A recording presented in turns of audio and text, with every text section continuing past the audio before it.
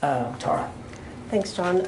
Of the few cruise missiles that have been launched by the Russian Navy into Ukraine, can you tell us, did these originate from the Moskva, or did some of them originate from the Moskva? And then I have a couple others. I couldn't tell you for sure. I mean, this is a cruiser by definition. I mean, they can do lots of things, but they're basically an air defense platform. So typically, they're designed for air defense purposes, but I'm not suggesting that she wouldn't have offensive capabilities. We know, I would just tell you that we do know that some, not a lot, but some cruise missile attacks inside Ukraine have emanated from surface combatants in the Black Sea and the Sea of Azov. I couldn't tell you whether the Moskva participated in that and how much.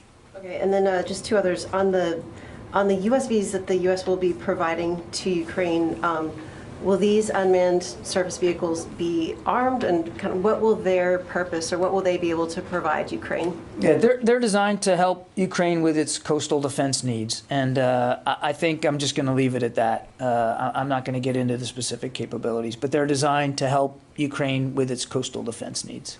And as the next tranche of 800 million goes in, is there any concern that because these are more advanced weapons, Russia may contest those supply lines? Can have those supply lines remain uncontested to this point? Yeah, all I can do is tell you what we're seeing today, and flights are still going into to transshipment sites in the region, and ground movement is still occurring of this material inside Ukraine. That every single day there are security assistance weapons and material and support equipment that is getting into Ukrainian hands. And as we've said before, we're going to keep doing that as much as we can, as fast as we can. There have been we have not seen any Russian efforts to interdict that flow, and so we're just going to keep doing it. And as you know, we don't talk about the specifics of that flow so that we can preserve a measure of operational security, and we constantly look at it every day, monitor it, change it, adapt it as needed. Yeah, Sylvie. You said that Russia has still naval superiority in the Black Sea. Just in terms of numbers of ships and capabilities, I think that's a mathematical truth. Yeah. Okay. Do they block naval movements of other countries around the Black Sea, Romania, for an example? I'm not aware of anything that they've done to affect the other sovereign states on the Black Sea. They have blockaded Odessa, clearly. They have prevented Odessa from its economic trade and flow of maritime traffic in and out of Odessa, but I'm not aware of anything they've done to threaten or to pose a problem for the economies of other Black Sea nations. I'm not thinking about economy. I'm thinking about how you are going to give those unmanned defense coastal ships to Ukraine. They have to go somewhere. They'll get there. Travis. Thanks, John. Is there any update from EUCOM on the plan for U.S. troops to train these Ukrainians on any of these systems? I don't have any details to speak to today. As I said yesterday, we're mindful of the clock, and we're mindful that there will be a basic fundamental training need for some of these systems. I want to stress, Travis, that as I tried to do yesterday, perhaps not perfectly, while some of these systems, the radar, the howitzers, will require some familiarization and some basic training, it's not exorbitant. It won't take a long time. It won't require a large pool of trainees. We'll work it out. We'll try to get opportunities for a small number of Ukrainians to be familiarized with these systems, but we don't believe that it's going to be an onerous task or lengthy in time or in resources. General Walters was able to brief Secretary Austin just this morning on his efforts to work this out, and he's, believe me, he knows that it's a requirement, and he's working on it. And if I could just follow up, you had mentioned the identification of the remains at the top of the briefing. Yeah. And this question may come out of left field a little bit, but there are still thousands of U.S. service members missing in North Korea. And during the last administration, there was really a high-profile return of remains from North Korea to the United States. I'm just wondering if this administration still has that as a priority, and if it's working that in any way, or whether it's looks at the situation with North Korea now as just being unrealistic to expect some kind of agreement. Yeah, I'm going to take half your question because I don't know what progress has been made with respect to the Korean Peninsula. So let me see if I can find out. I'll check with DPAA and see where that is. But on the larger issue that you raised, it's absolutely a priority for the Secretary. In fact, on one of his very early visits to Hawaii, he took time to go visit DPAA and talk to them about their recovery efforts and walk through the laboratory, talk to the scientists and the forensic experts.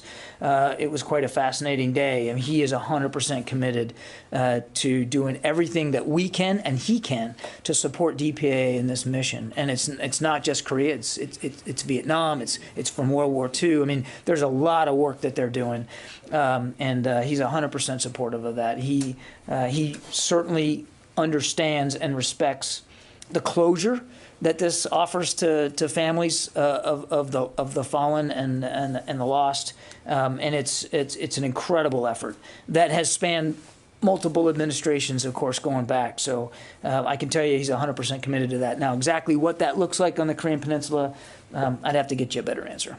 Yeah. Thank you, John. I got my audience in Ukraine, so I got a question on behalf of my audience. You know, people just started to return to Kiev right now because the Western embassies are returning too. It's a good sign.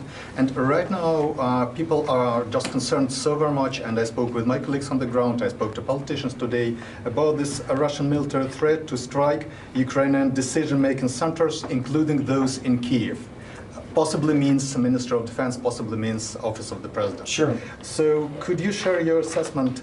Firstly, is Russia, from military point of view, able to do it? And secondly, if it will happen and Ukraine will, strike back, might it be the significant escalation of the situation?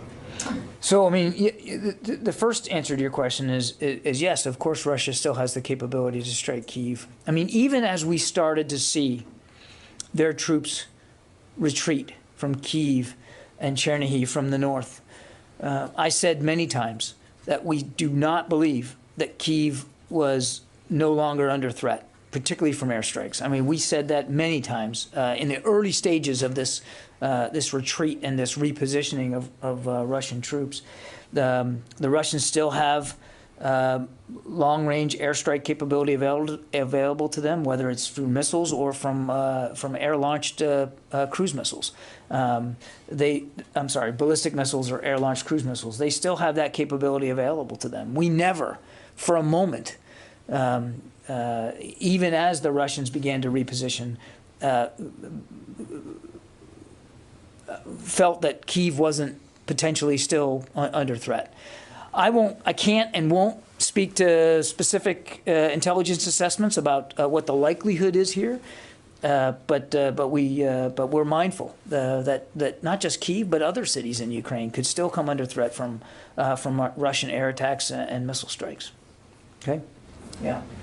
You know, it's kind of surprising that if Russia still has such strong capabilities of being able to strike in Kyiv and elsewhere, is the Pentagon surprised that they haven't tried to make an attempt on these weapons convoys? And was that part of the calculus going in of where these weapons are going in, that the possibility that the Russians we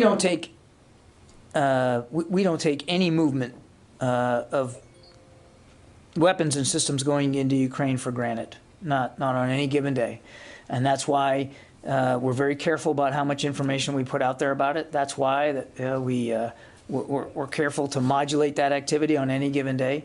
We're not taking it for granted, and frankly, neither are the Ukrainians either. We get these things into their hands, and they're moving it inside their country. I think the less we say about that, the better. Yeah. John, Ukraine says it reclaimed a checkpoint along the border with Belarus. So how important would that move be at this current stage in the war? And is Belarus still hosting those Russian soldiers, not only to resupply, but redeploy them? I haven't seen the report that they've retaken a checkpoint, so it's difficult for me to go into much detail about that. We have not seen, continue to have not seen tangible efforts by Belarus to involve their troops inside Ukraine. Now, that said, they have housed Russian troops on their soil, continue to do so today. They have allowed missile strikes to occur from their soil. They have allowed for airstrikes to be launched from their soil. So clearly they are enabling the Russian invasion inside Ukraine. But in terms of their actual forces being involved, we just have not seen that. And again, I haven't seen this report, so it's difficult for me to assess the significance of this checkpoint. But it certainly wouldn't surprise me, given that that as the Russians were retreating from the north, the Ukrainians were in hot pursuit and doing the best they could to make that retreat more difficult for the Russians, more hasty than I think they wanted it to be, and of course they had to do a significant amount of clearance because of concerns for landmines. So, yeah, back there. Mike Stone at Reuters. It was just yesterday, that's all. I just didn't know. Just reminding you. But sir. I got it. Your face is burned on my brain. Mike Stone for Reuters, got it. Go ahead, Mike Stone. Yesterday's package didn't include any Stinger missiles. Is there a reason for that? Did the Ukrainians rescind their request for Stingers? Or has the United States par stock been reached? No. Again, every shipment is based on consultations that we're having directly with the Ukrainians. I think, we detailed for you pretty specifically what was in this $800 million. And these were items that we knew and the Ukrainians made clear that they wanted. I mean, we'll have some later after the briefing today. I think we'll be able to give you an update on the total numbers of things that we provided, including Stingers, and you'll see that it's quite a lot. And I would not rule out going forward in future drawdown packages or deliveries of security assistance that there might be additional Stingers going forward. But this package was very much tailored in consultation with the Ukrainians on what they believed they needed specifically for the fight in the Donbass. And as we talked about yesterday, given the terrain, given the kinds of reinforcements, given the kinds of capabilities that the Russians, bless you, are beginning to push into that region, things like artillery and counter-artillery radar, those were some of the big items that we really believe were most important for this next tranche. But wouldn't rule out additional deliveries of Stingers going forward. Yeah, Bart. I wanted to follow up and clarify on your answer to Idris on the embassy. You said that, because of Marines providing security, that the Defense Department would be part of any discussions, but that no decision has been made. So to make sure I understand, yes, there are discussions about when, if, how to reopen the embassy? I'd refer you to my colleagues at the State Department. Said that you would be part of these discussions, but no decision has been made. Can you tell us if you are discussing it with them? I would refer you to the State Department. My other question is, Medvedev, I can't say his name, Medvedev said today that Russia would significantly bolster its western flank and start moving weapons there if Finland and Sweden were to join NATO. And I was wondering if you had any update whether you yet see Russia moving weaponry towards that flank. I don't have any update for you on that. Yeah. Joe.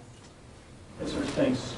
The president's used his drawdown authority several times now. I think it might be 7 to transfer U.S. military equipment to Ukraine from U.S. stockpiles. And to follow up on your answer yesterday, you said that they aren't yet at unsafe levels. Can you share the metric for that assessment? We're going to be careful about that, Joe. I think you can imagine. I would just tell you that this is something we're watching every single day. And it's one of the reasons why we wanted to have that roundtable yesterday with CEOs. I'm not going to get into specific metrics, but I can assure you that we are not at the point where our inventories of these systems have or will imminently affect our readiness. We're watching this literally every single day. And we don't want to get to a point where that becomes an issue, which is, again, one of the reasons why we had this discussion yesterday with the CEOs. We're comfortable that our stocks are in keeping with our readiness needs. But we obviously know that as these packages go on and as the need continues inside Ukraine, we want to lead turn that. We want to be ahead of the bow wave on that and not get into a point where it becomes a readiness issue. To that end, will the Secretary be recommending at any point that the Defense Production Act be used to ramp up production? I don't have anything to predict with respect to that, Joe. I'm not anticipating that, and obviously that would be a discussion between the President and the Secretary, but I know of no such discussions on that right now. Janie. Thank you, John. I have two questions on North Korea, Russia, South Korea. Recently, the Russian defense minister has asked the North Korean leader Kim Jong-un to provide missiles, ammunition, weapons to use for Ukraine war. What can you say about the military cooperation between North Korea and Russia? I don't have much context on any cooperation between North Korea and Russia. Obviously, we wouldn't approve of any nation providing material support to Russia in this invasion of Ukraine. North Korea and China, excuse me, they support economic and military, aids. So it can be affected more strong war in Ukraine. It affected the Korean Peninsula. How did you estimate this? Yeah, again, let me put it this way. We haven't seen any tangible support from either China or North Korea to Russia, point one. Point two, in addition to doing everything we can to help Ukraine defend itself, we also have responsibilities in South Korea to help the South Koreans defend themselves and to reinforce our security commitments on the Korean Peninsula, and we're still very able and very capable of doing that. South Korea, excuse me, because I have a little with the aircraft carrier Abraham Lincoln is in Korea right now in Korean Peninsula. Will this Abraham Lincoln joint U.S. and South Korea joint exercise next week, or why they coming to Korean Peninsula? Well, it's not uncommon for U.S. aircraft carriers to steam in that part of the world. Not unusual at all. I don't have anything on the Lincoln schedule to speak to today or what exercises she might contribute to. I'd refer you to U.S. Forces Korea for that. But look, freedom of navigation is freedom of navigation, and our carriers demonstrate significant maritime power all over the world. It's not uncommon for them to operate in those waters. Mike. Yeah, John, if the Moskva's the flagship of the Black Sea Fleet, do you know the identity of the admiral whose flag it was and what's his disposition? I don't. I've seen colloquial. Yeah, I've seen. Transfer his flag to another ship? Yeah, I've seen colloquial comments about her being the flagship of the Black Sea Fleet. I have nothing to corroborate that she was in fact a real flagship in the way that we consider a flagship. I mean, she's obviously it's a cruiser and probably the biggest surface combatant that they have in the Black Sea at this point. And there's only 3 in that class, so the Russians didn't make a lot of them. But whether she was an actual flagship with an actual admiral and staff aboard the way we conceive of it, I just don't know. Yeah, Rio. Thank you. I want to ask you about the security deal between China and the Solomon Islands. The diplomatic efforts are ongoing to encourage the Solomon Islands to reconsider the deal. So from the military perspective, do you think this security deal is a part of China's broad effort to project power beyond the second island chain? It certainly could be. I refer you to the State Department for more detail. I would just tell you that we do understand that the Solomon Islands and the PRC are discussing a broad security-related agreement The broad nature of that agreement itself leaves open the door for the potential deployment of PRC military forces to the Solomon Islands, excuse me. And we believe that signing such an agreement could actually increase destabilization within the Solomon Islands and could set a concerning precedent for the wider Pacific Island region. So, I mean, obviously we're concerned about this. Okay, let me go to the phones. I haven't done that very much. Jeff Shogel, happy birthday, Jeff. Thank you very much. The Air Force is helping families of transgender, gay, and lesbian children who are in states that have passed anti-gay and trans laws like Florida, Alabama, and Texas. I'm wondering, is the Defense Department coming up with any policies to help military families who feel that who live in states that have passed laws like this? Jeff, I'm not aware of any departmental-wide policies. I think what the Air Force did was communicate to airmen and their families that if they needed any assistance or advice or counsel as they transferred from base to base, that there was a set of resources available to them. Carla Babb, VOA.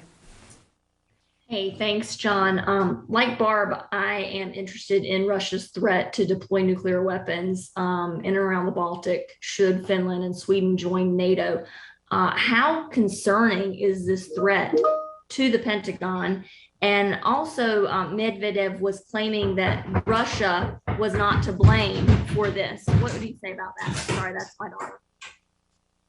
Sounds like you got a bit of an armed conflict going on there at home. Are you okay? We are okay. That is what happens when you try to lock your office door and you have a 4-year-old. Did not sound nonviolent. Oh man, I got to get my brains wrapped around this again. Look, we obviously take any potential nuclear threat very, very seriously. And when we noted early on in the conflict when Mr. Putin decided to offer some bellicose rhetoric with respect to nuclear capabilities, that we noted at the time that we took that seriously, and that we continue to monitor it as best we can. So with respect to any recent rhetoric, we're obviously watching that very closely too. I would just tell you, again, two things. Our strategic nuclear deterrent posture is something that the Secretary checks in on every single day. It is not something that we take for granted. And number two, we have seen nothing in the space out there that has given us cause to change that posture in any tangible way whatsoever. So we're watching this every single day. Tony Capaccio. Hi, John. I want to go back to the unmanned coastal defense ships. A senior defense official told reporters today that Ukraine officers in the U.S. have already trained on them. A couple questions for you. Are the vessels coming from Navy prototype programs? When are they expected to arrive in Ukraine waters? And third, are they designed or intended to attack Russian vessels like the cruiser Moskva? I don't have a shipment details for you, as I said at the very top of the briefing. As I can get you more information about actual deliveries, we'll do that. I'm just not in a position to do that. The authorization just came down yesterday, and we're working very hard at sourcing these things and getting them on the way to Ukraine as quickly as possible. I'm not going to talk about the specific capabilities of these USVs. I've talked about them to the degree that we're going to go, and they are designed to help Ukraine with its coastal defense. Coastal defense is something that Ukraine has repeatedly said they're interested in. It is particularly an acute need now as we see the Russians really refocus their efforts on the east and in the south. And of course, when you talk about the east and the south, you're talking about the Sea of Azov and a maritime environment, and you're talking about the northern Black Sea. So these capabilities will be, we hope, helpful in their coastal defense needs, and I really think that's as far as I'm going to go on it. Okay, thanks everybody. Appreciate it. We are not briefing tomorrow, given the holiday weekend coming up, so we'll see you guys on Monday.